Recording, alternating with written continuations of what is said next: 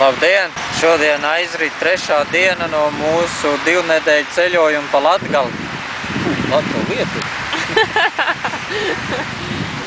Mūsu ceļojums sākās ar vilcienu braucienu no Rīgas līdz Jelgavai, un no Jelgavas tālāk devāmies ar riteņiem līdz Lietuvas pilsētai Jonišķiem.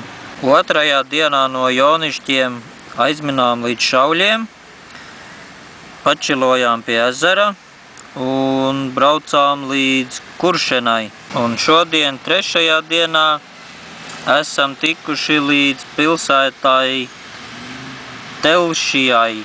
Tagad ieturam nelielas pusdienas, pēc tam droši vien pagulēsim un brauksim uz nākamo pilsētu.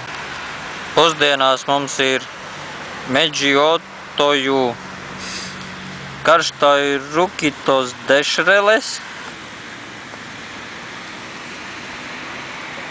kaut kāds Maksims siers, magiškā ruge 100%, kaut kāds droši vien importēts olīvis, zaļās rūkpienis, lietu, ko agrāk varēja, bet tagad, diemžēl, vairāk nevar nopirkt Latvijā, un šviesusis Vilkmērges alus.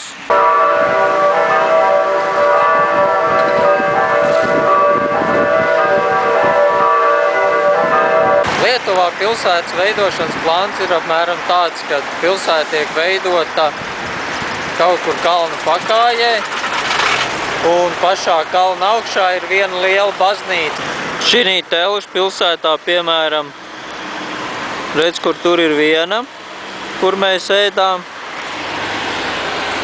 un tad redz, kur pāri pilsētai otrā pusē, pašā kalna augšā ir otra. Bet pa vidu ir vai nu pilsētas centrs, vai nu gājēju iela.